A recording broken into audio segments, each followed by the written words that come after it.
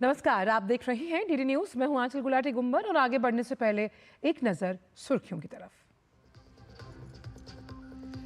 शीतकालीन पर्यटन को बढ़ावा देने के लिए प्रधानमंत्री नरेंद्र मोदी आज उत्तराखंड के दौरे पर मुखवा में मां गंगा का करेंगे दर्शन पूजन। पैदल यात्रा और बाइक रैली को दिखाएंगे हरी झंडी। हर्षिल में होगी जनसभा।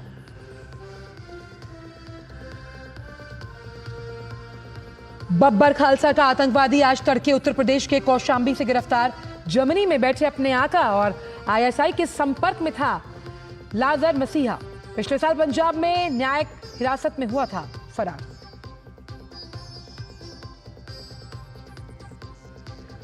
लंदन में कश्मीर से जुड़े सवाल पर विदेश मंत्री का बयान। पाकिस्तान के अवैध कब्जे से कश्मीर के हिस्से की वापसी होते ही हल हो जाएगा कश्मीर का पूरा मसला। पंजाब में सरकार और किसान आमने सामने। चंडीगढ़ कूच कर रहे किसानों पर सख्ती। जगह जगह किसानों का प्रदर्शन। जाम की वजह से बढ़ी लोगों की परेशानी। और वित्त मंत्री निर्मला सीतारमण आज विशाखापट्टनम में करेंगी पोस्ट बजट इंटरैक्शन। इंडस्ट्री और टैक्स प्रोफेशनल्स से होगी चर्चा। प्रेस कॉन्फ्रेंस भी करेंगी वित्त मंत्री।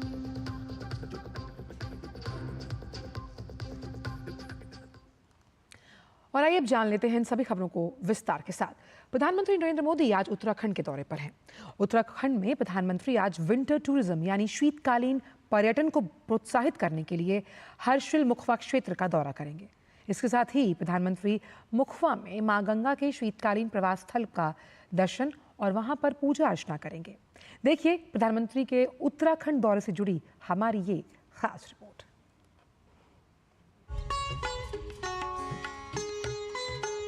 गंगा घाटी का सीमांत टकनौर क्षेत्र ऐतिहासिक क्षण का साक्षी बनने जा रहा है। यहाँ के लोगों को प्रधानमंत्री नरेंद्र मोदी का बेसब्री से इंतजार है। ये दौरा न केवल धार्मिक और सांस्कृतिक दृष्टि से महत्वपूर्ण है, बल्कि पर्यटन, बुनियादी ढांचे और आर्थिक विकास की दृष्टि से भी महत्वपूर्ण है। इससे उत्तराखंड के 4 धाम में शीतकालीन यात्रा बढ़ेगी और यहाँ के पर्यटन और तीर्थाटन को नए पंख लगेंगे। भागीरथी नदी के तट पर बसा हर्षिल अपनी सुंदरता के लिए प्रसिद्ध है, तो मुखवा धार्मिक आस्था का केंद्र है, जहां शीतकाल में मां गंगा की उत्सव डोली गंगोत्री धाम से विराजमान होती है। पीएम ने खुद अपने उत्तराखंड दौरे की जानकारी सोशल मीडिया प्लेटफॉर्म एक्स पर शेयर करते हुए लिखा, मुझे बहुत प्रसन्नता है कि देवभूमि उत्तराखंड की डबल इंजन सरकार ने इस साल शीतकालीन पर्यटन को बढ़ावा देने का एक विशेष कार्यक्रम शुरू किया है। इससे जहां धार्मिक पर्यटन को प्रोत्साहन मिल रहा है, वहीं होम स्टे सहित कई स्थानीय व्यवसायों को भी फलने फूलने के अवसर प्राप्त हो रहे हैं। अपने दूसरे पोस्ट में प्रधानमंत्री ने लिखा कि मुखवा में पतित पावनी मां गंगा के शीतकालीन प्रवास स्थल के दर्शन को लेकर मैं बहुत उत्सुक हूँ। ये पावन स्थल अपने आध्यात्मिक महात्म्य और अद्भुत सौंदर्य के लिए दुनिया भर में प्रसिद्ध है। इतना ही नहीं, ये विरासत भी और विकास भी के हमारे संकल्प का एक अनुपम उदाहरण है। प्रधानमंत्री मोदी ने राज्य में पर्यटन को सशक्त करने की अपनी प्रतिबद्धता का जिक्र भी किया। उन्होंने लिखा, देवभूमि उत्तराखंड में पर्यटन को बढ़ावा देकर राज्य की अर्थव्यवस्था को और सशक्त बनाने के लिए हम प्रतिबद्ध हैं। इसी कड़ी में गुरुवार सुबह करीब 9:30 बजे मुखवा में मां गंगा की पूजा अर्चना का सौभाग्य मिलेगा। इसके बाद हर्षिल में अपने परिवारजनों से संवाद करूंगा। पीएम मोदी सुबह करीब 9:30 बजे मुखवा में मां गंगा के शीतकालीन प्रवास स्थल पर दर्शन और पूजा अर्चना करेंगे। सुबह करीब 10:40 पर वो एक पैदल यात्रा और बाइक रैली को हरी झंडी दिखाएंगे। वो हर्षिल में एक सार्वजनिक समारोह में जनसमूह को संबोधित भी करेंगे। सरकार ने इस साल शीतकालीन पर्यटन कार्यक्रम शुरू किया है। हजारों श्रद्धालु पहले ही गंगोत्री, यमुनोत्री, केदारनाथ और बद्रीनाथ के शीतकालीन स्थलों की यात्रा कर चुके हैं। इस कार्यक्रम का उद्देश्य धार्मिक पर्यटन को बढ़ावा देना और स्थानीय अर्थव्यवस्था, होम स्टे सहित पर्यटन व्यवसाय को बढ़ावा देना है। हम बहुत ही खुशी हैं, हम सब लोग बिल्कुल ललायत हैं कि मोदी जी पधारें। उनका बहुत बहुत स्वागत। प्रधानमंत्री नरेंद्र मोदी के गंगा के शीतकालीन प्रवास, मुखवा और हर्षिल के प्रस्तावित दौरे से भागीरथी घाटी के दर्जनों गांवों के लोग बहुत खुश नजर आ रहे हैं। वहीं उत्तराखंड के मुख्यमंत्री पुष्कर सिंह धामी ने भी पीएम मोदी के दौरे को लेकर खुशी व्यक्त की। ये हमारे लिए बहुत बड़ा समृद्धि का कारण बनेगा, इकोनॉमी को एकदम से बूस्ट करेगा। जो 6 माह शीतकाल में जो हमारे दुकानदारों की दुकानें बिना व्यापार के रहती थी, टैक्सी वालों की, गाइड करने वालों की, अनेक प्रकार से जो यात्रा से जुड़े हुए, अब उनको पूरे 12 महीने आने वाले समय में काम मिलेगा। प्रधानमंत्री के विशेष दौरे का उद्देश्य 4 धाम में शीतकालीन यात्रा को बढ़ावा देना है। प्रधानमंत्री नरेंद्र मोदी का मां गंगा के शीतकालीन प्रवास मुखवा व हर्षिल का दौरा खास इस लिहाज से भी है कि पीएम के आने से बद्री केदारनाथ धाम की तर्ज पर गंगोत्री यमुनोत्री तीर्थ धाम के विस्तारीकरण के लिए लगभग 2000 करोड़ रुपए की सौगात की संभावना है। साथ ही क्षेत्र में जनहित से जुड़ी योजनाओं के लिए पीएम से काफी उम्मीदें हैं, जिससे यहाँ के तीर्थाटन और पर्यटन को बढ़ावा मिलेगा। Bureau report, DD news. और प्रधानमंत्री ने अपनी इस यात्रा को लेकर सोशल मीडिया प्लेटफॉर्म एक्स पर उत्साह जाहिर किया। प्रधानमंत्री ने लिखा कि मुखवा में पतित पावनी मां गंगा के शीतकालीन प्रवास स्थल के दर्शन को लेकर मैं बहुत उत्सुक हूं। ये पावन स्थल अपने आध्यात्मिक महात्म्य और अद्भुत सौंदर्य के लिए दुनिया भर में प्रसिद्ध है। इतना ही नहीं, ये विरासत भी और विकास भी के हमारे संकल्प का अनुपम उदाहरण है। प्रधानमंत्री ने प्रसन्नता जताते हुए बताया कि देवभूमि उत्तराखंड की डबल इंजन जो सरकार है, उसने इस साल शीतकालीन पर्यटन को बढ़ावा देने का एक विशेष कार्यक्रम शुरू किया। इससे जहां एक और धार्मिक पर्यटन को प्रोत्साहन मिल रहा है, वहीं होम स्टे के साथ साथ स्थानीय व्यवसायों को भी फलने फूलने का अवसर प्राप्त हो रहा है। यानी धार्मिक पर्यटन के साथ साथ होम स्टे के जो अवसर हैं वो भी फल फूल रहे हैं। वहीं प्रधानमंत्री मोदी ने राज्य में पर्यटन को सशक्त करने की अपनी प्रतिबद्धता का भी जिक्र किया। उन्होंने लिखा, देवभूमि उत्तराखंड में पर्यटन को बढ़ावा देकर राज्य की अर्थव्यवस्था को और सशक्त बनाने के लिए हम प्रतिबद्ध हैं।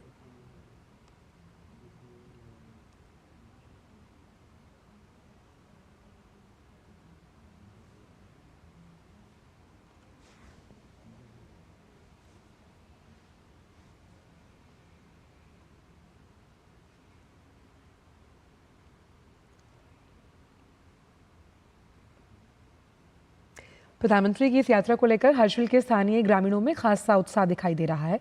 ग्रामीणों ने कहा कि प्रधानमंत्री मोदी के दौरे से क्षेत्र के धार्मिक, पर्यटन, स्थानीय अर्थव्यवस्था और होम स्टे को पर्यटन व्यवसाय के साथ बढ़ावा मिलेगा। देखिए ये रिपोर्ट। प्रधानमंत्री नरेंद्र मोदी अपने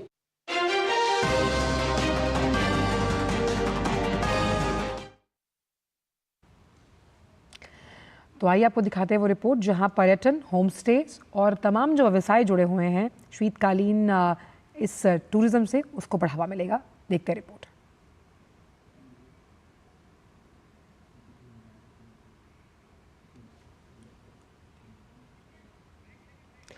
चलिए उस रिपोर्ट को दिखाएंगे, वक्त छोटे से ब्रेक का है।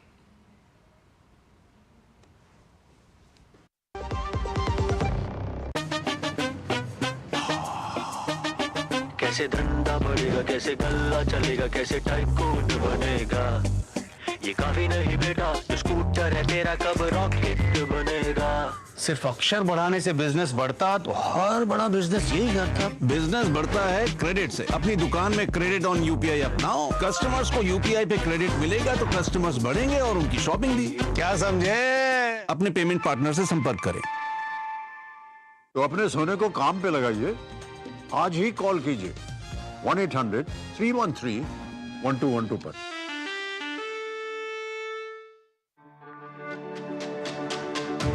मेरी पसंद, मेरी पसंद, मेरी पसंद, मेरी पसंद, हमारी पसंद, हम सबकी पसंद। मजबूत देश का मजबूत सरिया हो गया स्टील।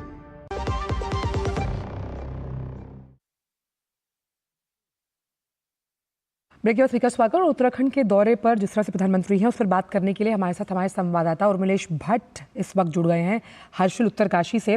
उर्मिलेश, जिस तरह से मां गंगा के मायके को मुखवा के नाम से जाना जाता है और प्रधानमंत्री वहां पर आज पूजा अर्चना करने वाले हैं, धार्मिक पर्यटन के लिहाज से और अगर देखा जाए तो शीतकालीन जो मौसम है वहां पर किस तरह से देवभूमि उत्तराखंड अनुपम सौंदर्य के साथ मौजूद है, इसका परिचायक है ये पूरा दौरा। जी आचल, बिल्कुल। गुड मॉर्निंग आपको भी और दर्शकों को भी। तो निश्चित तौर से आज प्रधानमंत्री बस कुछ ही क्षण बाद अब यहाँ पहुंचने वाले हैं। हरसिल और मुखुआ जो दो जगह है, यहाँ पर जो है प्रधानमंत्री अपने इस दौरे के दौरान, इस यात्रा के दौरान आएंगे। सबसे पहले आचल प्रधानमंत्री मुखुआ में जाएंगे, जहाँ माँ गंगा का जो डोली है वो शीतकाल में जो है यहाँ मुखुआ में आ जाते हैं, जिसे मुखी मठ भी के नाम से भी जाना जाता है। साथ ही आचल अगर बात की जाए तो जो मुखुआ है वहाँ पर माँ गंगा का जो मंदिर है वो अपने आप में काफी ऐतिहासिक है। और जैसे कि आप जानते हैं कि हम जो है या देश के प्रधानमंत्री जो हमारी विरासत है, विरासत के साथ विकास की भी बात करते हैं, तो निश्चित तौर से ये शीतकालीन जो यात्रा यहाँ पर है, इससे यहाँ पर आचल जैसे कि हमारे दर्शक जानते हैं कि हरसिल जो है बर्फबारी समय हो रखी है। शीतकालीन में यहाँ के जो स्थानीय लोग हैं उनका 6 महीने लगभग जो है जो कारोबार होता है, स्थानीय लोग होते हैं, उनका व्यवसाय यहाँ पर धीमा हो जाता है। तो निश्चित तौर से प्रधानमंत्री जब आज इस शीतकालीन यात्रा पर यहाँ पर पहुंचेंगे तो इसके बाद कहीं ना कहीं आचल जो है ये शीतकालीन यात्रा से यहाँ पर जो है पर्यटक आएंगे और तीर्थाटन होगा, पर्यटन होगा। इसके अलावा भी 4 धाम अगर बात की जाए तो निश्चित तौर से 4 धाम यात्रा की आप जानते हैं कि काफी बड़ी महत्ता है। देश नहीं दुनिया भर से यहाँ पर जो है जो पर्यटक हैं वो आते हैं। साथ ही जो है यहाँ पर जो है साहसिक पर्यटक की अगर बात की जाए आचल, तो यहाँ पर साहसिक पर्यटन की भी जो है बात की जा रही है। तो निश्चित तौर से यहाँ पर जो है 1962 से जो जगह है, कई जगहों पे जहाँ पर टूरिस्ट जाते थे शीतकालीन में, वो बंद थी। तो अब जो है आज के बाद जो है यहाँ पर प्रधानमंत्री नरेंद्र मोदी जो है एक दल को यहाँ से जो बाइकर्स हैं और कुछ पैदल के जो लोग हैं उनको जो है यहाँ से हरी झंडी दिखा करके रवाना करेंगे। तो निश्चित तौर से आज का दिन हरसिल और उत्तरकाशी के लिए काफी ऐतिहासिक है आचल। अच्छा, जहाँ आप खड़े हैं वहाँ मैं कई ऐसे पवेलियंस देख रही हूँ, खूबसूरत उत्तराखंड से जुड़ी महिलाएं हैं वहाँ पर, उनकी वेशभूषा है, आपकी पारंपरिक उत्तराखंडी नथ पहने वो खड़ी हैं, और ये उस संस्कृति और विरासत को सहेजने का भी बहुत इम्पॉर्टेंट अवसर है। क्योंकि शायद मैं या मुझसे जुड़े और सारे भी लोग शायद मुखवा का नाम भी नहीं जानते होंगे, लेकिन मुझे लगता है कि आज से अभी कुछ ही देर में वो ट्विटर पर ट्रेंड करने लग जाएगा एक बहुत इम्पॉर्टेंट टूरिज्म स्थल के माध्यम से। उर्मिलेश जी बिल्कुल, निश्चित तौर से देखिए आचल अगर बात की जाए तो प्रधानमंत्री जो है आपको और हमारे दर्शकों को याद होगा कि पिछले बार जो है, पिछले साल जो है, गत वर्ष जो है प्रधानमंत्री आदि कैलाश गए थे। उसके बाद जो है प्रधानमंत्री माणा गए थे और केदारनाथ, बद्रीनाथ, गंगोत्री, यमुनोत्री जैसे तमाम जगहों पे प्रधानमंत्री गए हैं और आज जो है मुखुआ आ रहे हैं। तो निश्चित तौर से यहाँ पर जो है, जैसे आपने अभी देखा होगा कि प्रधानमंत्री जहाँ जाते हैं वहां पर निश्चित तौर से उसके बाद पर्यटन में काफी बढ़ावा होता है। तो निश्चित तौर से आज भी जो है यहाँ पर जो है मुखुआ में प्रधानमंत्री आ रहे हैं, पूजा और अर्चना करेंगे।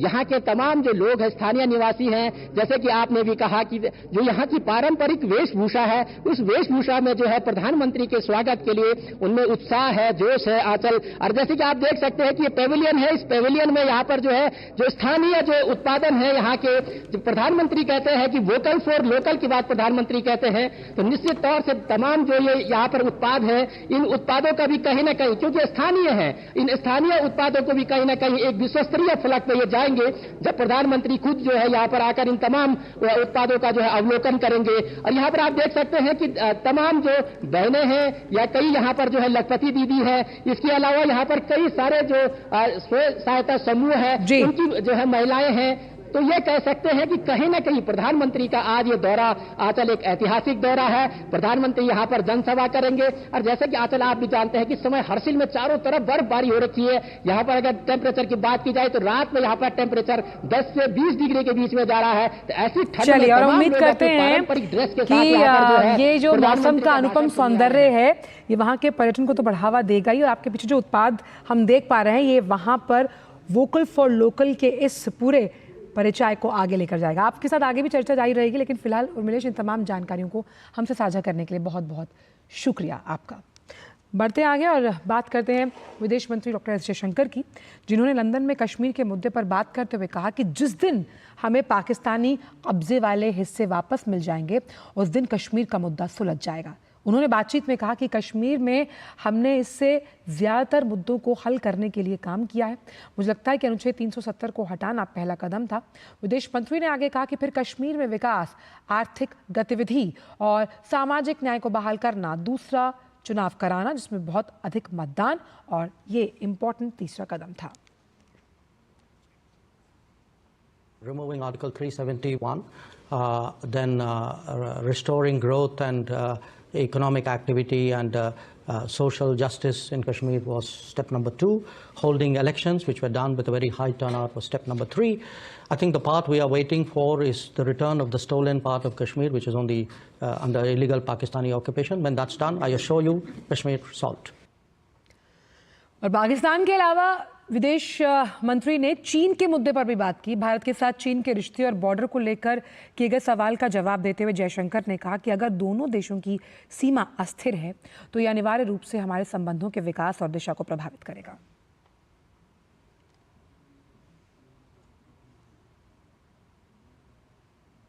With the world and with its neighbors obviously change. Now, when two countries of this size, this history, this complexity, this consequence rise broadly in parallel, and obviously they have an interplay with each other, I think the issue is how do you create stable equilibriums and then transition into the next set of equilibriums, the next phase of equilibriums. And we want a stable relationship being the challenge in the relationship. And obviously, for us, because of the border, for us, the management of the border, the assumption for the last 40 years has been that there must be peace and tranquility in the border areas if the relationship is to grow. If the border is unstable or is not peaceful or is not tranquil, obviously it will have consequences on the growth and direction of the relationship. Pakistan के ISI से कथित संबंध रखने वाले Babbar Khalsa international और ISI module के सक्रिय आतंकवादी को उत्तर प्रदेश एसटीएफ और पंजाब पुलिस के संयुक्त अभियान में गिरफ्तार किया। आतंकी लाजर मसीह को यूपी के कौशाम्बी जिले से आज तड़के गिरफ्तार किया गया। गिरफ्तार आतंकवादी बब्बर खालसा इंटरनेशनल के जर्मनी स्थित मॉड्यूल के प्रमुख स्वर्ण सिर्क उर्फ जीवन फौजी के लिए काम करता है और पाकिस्तान स्थित आईएसआई के गुर्गों के साथ सीधे संपर्क में है। यूपी एसटीएफ ने आतंकवादी से कुछ विस्फोटक सामग्री और अवैध हथियार बरामद करने में सफलता पाई। अधिकारी ने बताया कि जब्त किए गए सामान में 3 हथगोले, 2 सक्रिय डेटोनेटर, 1 विदेशी पिस्तौल और 13 विदेशी कारतूस शामिल हैं। इसके अलावा उसके पास एक सफ़ेद रंग का विस्फोटक पाउडर और गाजियाबाद के पते वाला एक आधार कार्ड, बिना सिम कार्ड वाला एक मोबाइल फ़ोन भी मिला। ये आतंकी 24 सितंबर 2024 को पंजाब में न्यायिक हिरासत में भाग गया था।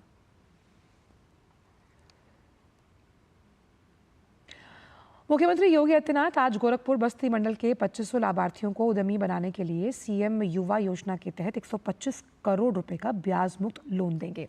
कुछ लाभार्थियों को मुख्यमंत्री ऋण धनराशि का चेक भी सौंपा जाएगा। इसके साथ ही मुख्यमंत्री युवाओं को सफलता का मंत्र देंगे। गोरखपुर में योगीराज बाबा गंभीरनाथ प्रेक्षागृह में आयोजित इस कार्यक्रम में दोनों मंडलों के एक जिला, एक उत्पाद लाभार्थियों को उनके उद्यम हुनर कौशल को बढ़ाने के लिए टूल किट का भी वितरण करेंगे। आपको बता दें कि सीएम युवा योजना युवाओं को उद्यम की तरफ उन्मुख करने और स्वावलंबी और रोजगार प्रदाता बनाने के लिए एक दूरदर्शी और महत्वाकांक्षी योजना है।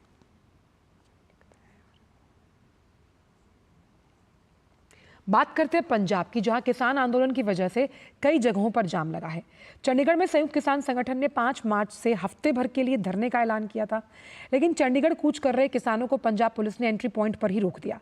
पुलिस ने किसानों को जहां जहां रोका वहां किसान धरने पर बैठ गए, जिसकी वजह से आम लोगों को काफ़ी परेशानी हो रही है। दरअसल 2 दिन पहले जब सरकार के साथ बातचीत के टेबल पर किसान नेता बैठे तो मुख्यमंत्री भगवंत मान की नाराजगी उन्हें झेलनी पड़ी। उनका कहना था कि धरना और बैठक साथ साथ नहीं चलेंगे और वो बैठक को बीच में ही छोड़कर चले गए। इसके बाद पंजाब पुलिस ने कई किसान नेताओं को हिरासत में ले लिया। सरकार के इस रुख से किसान भी आक्रोशित हुए और उन्होंने चंडीगढ़ में हफ्ते भर के लिए धरने का ऐलान कर दिया। पंजाब पुलिस ने भी किसानों को रोकने के लिए चंडीगढ़ के एंट्री पॉइंट सील किए हैं। किसान संगठनों का समूह एमएसपी की कानूनी गारंटी, राज्य की कृषि नीति को लागू करने और राज्य सरकार द्वारा एमएसपी पर 6 फसलों की खरीद ये उनकी प्रमुख मांग है।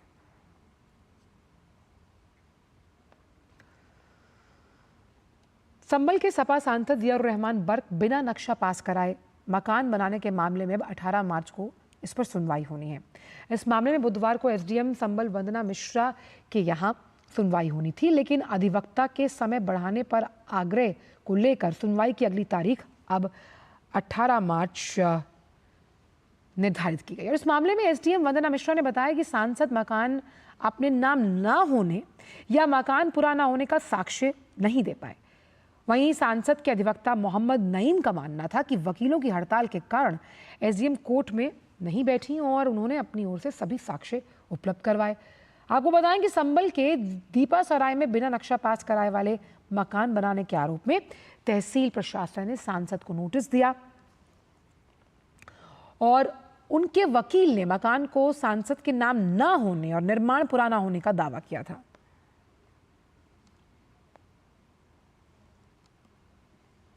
ये जो विनियमित क्षेत्र में अवैधानिक रूप से मकान निर्माण का जो भी मामला था, उसमें अग्रिम तिथि 18 मार्च की नियत की गई। उनके द्वारा बार बार समय मांगा गया। जितनी बार भी उनके द्वारा समय मांगा गया साक्ष्य देने के लिए, तो हमने उनको पर्याप्त समय दिया साक्ष्य देने के लिए।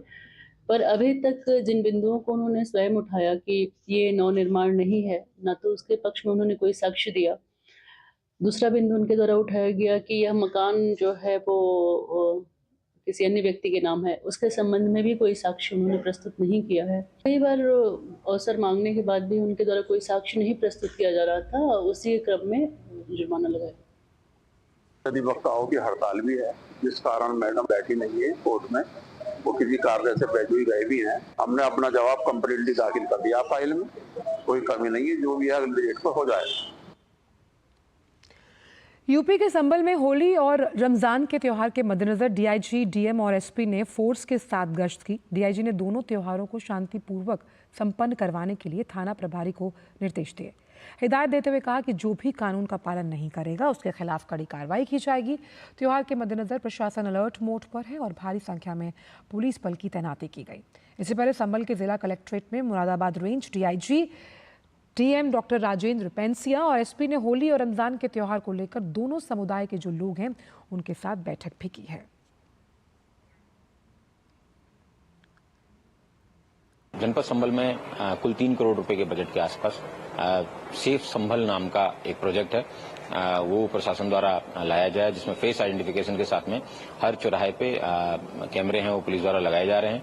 उसके अलावा रूरल एरियाज में भी करीबन 600 के आसपास गाँवों में प्रशासन के सहयोग से और जन सहयोग से ऑपरेशन त्रिनेत्र के तहत कैमरे हैं वो लगाए जा रहे हैं, ताकि हर गांव में पुलिस की सुरक्षा है वो लास्ट माइल तक पहुंच सके।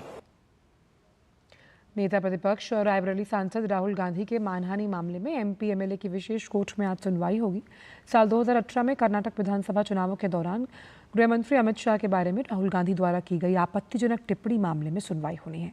आपत्तिजनक टिप्पणी के आरोप में कोतवाली देहात थाना क्षेत्र हनुमानगंज निवासी और बीजेपी नेता विजय मिश्रा ने कांग्रेस नेता राहुल गांधी के खिलाफ मानहानि का मुकदमा दर्ज करवाया। कोर्ट में 5 साल लंबी प्रक्रिया चली, लेकिन राहुल गांधी हाजिर नहीं हुए, तो दिसंबर 2023 में तत्कालीन जज ने वारंट जारी कर उन्हें तलब किया। तब फरवरी 2024 को राहुल गांधी ने कोर्ट में सरेंडर किया था। विशेष मजिस्ट्रेट ने उन्हें 25-25 हज़ार के 2 मुचलकों पर जमानत दे दी थी। इसके बाद राहुल गांधी को कोर्ट ने बयान दर्ज कराने के लिए बुलाया। कई तारीखें पढ़ने के बाद बीते 26 जुलाई को राहुल कोर्ट में पहुंचे और उन्होंने अपना बयान दर्ज करवाया। बीते 24 फरवरी को राहुल गांधी के मानहानि मामले में एमपी एमएलए की विशेष कोर्ट में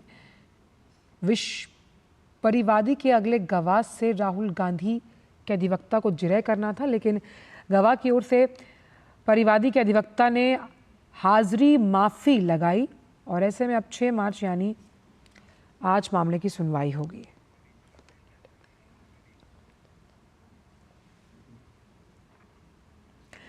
तेलंगाना में संपन्न हुए एमएलसी चुनाव में 3 सीटों में 2 सीटों पर भाजपा प्रत्याशियों को ऐतिहासिक जीत मिली। करीमनगर, निजामाबाद, आदिलाबाद, मेढक एमएलसी ग्रेजुएट क्षेत्र से चिन्नामेल अंजी रेड्डी गारू और एमएलसी टीचर्स क्षेत्र से मलका कोमारैया की जीत हुई है। चिन्नामेल अंजी रेड्डी को चुनाव रिटर्निंग ऑफिसर और करीमनगर कलेक्टर पामेला सतपथी ने चुनाव का विजयी प्रमाण पत्र दिया। अंजी रेड्डी को दूसरे प्राथमिकता के मतों की गिनती के बाद 5106 मतों से जीत मिली। उन्हें कुल 98,637 मत मिले, जबकि उनके प्रतिद्वंदी कांग्रेस के नरेंद्र रेड्डी को 93,531 मत प्राप्त हुए।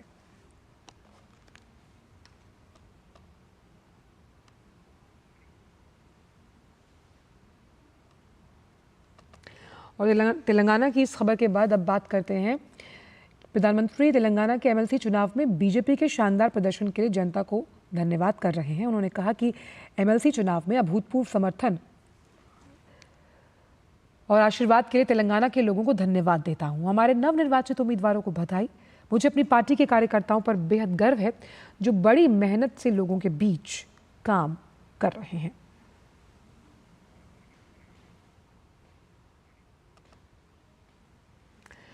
भारत के सर्विस सेक्टर की फरवरी में वृद्धि दर मजबूत रही। रोजगार में भी तेज गति देखने को मिली है।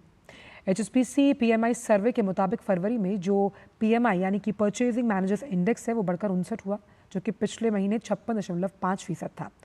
सर्वे के मुताबिक विकास की तेज गति के कारण रोजगार सृजन भी सबसे अधिक गति से बढ़ा है। सर्वे में कहा गया कि बढ़ते नए जो व्यवसाय हैं उन्हें समायोजित करने और क्षमता विस्तारीकरण के लिए भारतीय सर्विस कंपनियों में भर्ती जारी है। रोजगार में तेज वृद्धि हुई है और ये दिसंबर 2005 में डेटा के कलेक्शन के बाद सबसे तेज वृद्धि मानी गई। सर्वे में बताया गया कि बड़ी संख्या में अंतर्राष्ट्रीय ऑर्डर मिलने से सर्विसेज सेक्टर की वृद्धि को सहारा मिला है। अफ्रीका, एशिया, यूरोप, मध्य पूर्व और अमेरिका से मजबूत मांग देखने को मिल रही है। इसके कारण बिक्री 6 महीने में सबसे तेज गति से बढ़ी है।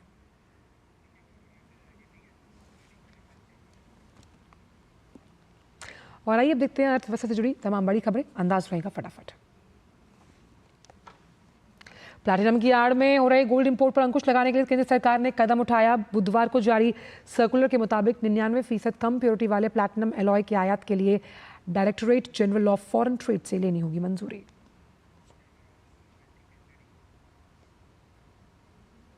भारत के सर्विस सेक्टर की फरवरी में वृद्धि दर मजबूत रही। इसका परचेजिंग मैनेजर्स इंडेक्स PMI बढ़कर 59।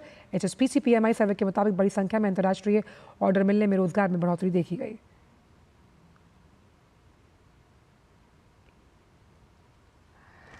सबसे ज्यादा अमीरों के मामले में भारत चौथे नंबर पर।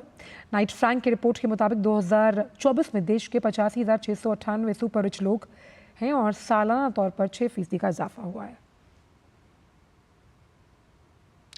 केरेज रेटिंग्स की एक रिपोर्ट के मुताबिक 2030 तक भारत का हाउसिंग फाइनेंस मार्केट 77 से 81 लाख करोड़ रुपए तक पहुंचा। बाजार में सालाना 15 से 16% चक्रवृद्धि होने की संभावना। फरवरी 2025 में UPI के जरिए 1,611 करोड़ ट्रांजैक्शंस हुए। ट्रांजैक्शन की संख्या सालाना आधार पर 33% बढ़ी।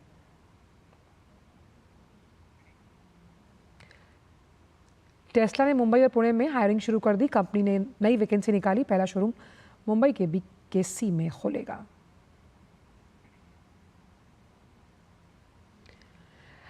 रुक करते कुछ अंतर्राष्ट्रीय खबरों का। चीन ने अमेरिकी राष्ट्रपति डोनाल्ड ट्रंप की ओर से चीनी निर्यात पर 10% अतिरिक्त शुल्क लगाने के जवाब में अमेरिका से जो इंपोर्टेड उत्पाद हैं उन पर 15% तक अतिरिक्त शुल्क लगा दिया है।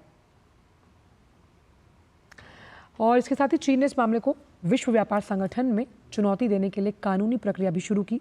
चीन का कहना है कि अमेरिका द्वारा एक तरफा शुल्क बढ़ाने से बहुपक्षीय व्यापार प्रणाली कमजोर हो रही है और इससे अमेरिकी कंपनियों और उपभोक्ताओं पर भी अतिरिक्त आर्थिक बोझ पड़ रहा है।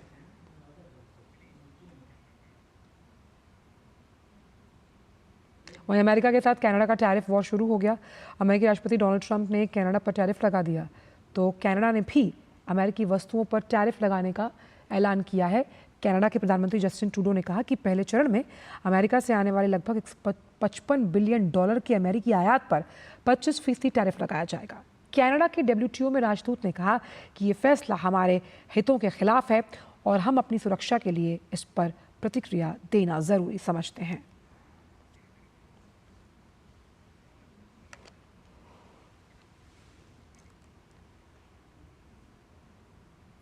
अमेरिकी राष्ट्रपति ट्रंप के ग्रीनलैंड पर नियंत्रण हासिल करने के मुद्दे पर ग्रीनलैंड के प्रधानमंत्री आक्रामक हैं। ग्रीनलैंड के प्रधानमंत्री म्यूटे मोरोप-एगेडे ने कहा कि ट्रंप भले ही इस द्वीप पर नियंत्रण हासिल करना चाहते हैं लेकिन ये बिक्री की जगह नहीं है। ग्रीनलैंड के प्रधानमंत्री का ये बयान इसलिए भी अहम है क्योंकि ग्रीनलैंड में आगामी 11 मार्च को संसदीय चुनाव कराए जाने हैं। आपको बताएं कि ट्रंप ने अमेरिकी कांग्रेस के संयुक्त सत्र में अपने उस संकल्प को दोहराया कि वो ग्रीनलैंड पर किसी न किसी तरह नियंत्रण हासिल करना चाहते हैं। वहीं ग्रीनलैंड के लोगों का मानना है कि हमारे देश को अमेरिकी नेतृत्व की जरूरत नहीं है।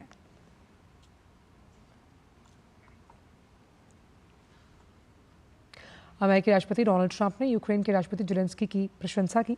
ट्रंप ने कहा कि राष्ट्रपति ज़ेलेंस्की की अमेरिका के साथ खनिज समझौते पर हस्ताक्षर करने की इच्छा एक सकारात्मक कदम है। ट्रंप ने अमेरिकी कांग्रेस को संबोधित करते हुए बताया कि ज़ेलेंस्की ने उन्हें एक पत्र भेजा जिसमें यूक्रेन के शांति समझौते में शामिल होने की इच्छा जताई गई। इस समझौते को लेकर दोनों देशों के बीच चर्चाएं चल रही हैं। वहीं जेलेंस्की ने कहा कि अमेरिका के साथ सहयोग में सकारात्मक प्रगति हुई, जिसकी वजह से दोनों पक्षों के बीच जल्द ही एक और बैठक हो सकती है।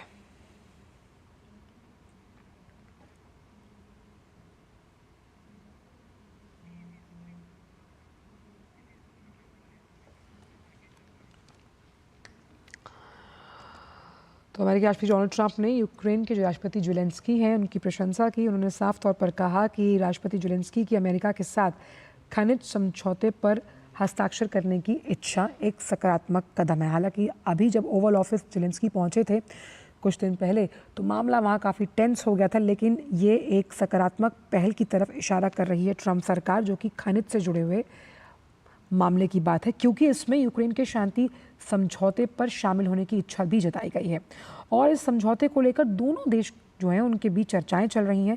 वहीं जेलेंस्की ने भी कहा कि सहयोग की सकारात्मक प्रगति के लिए ये एक अहम ग्रीन सिग्नल है।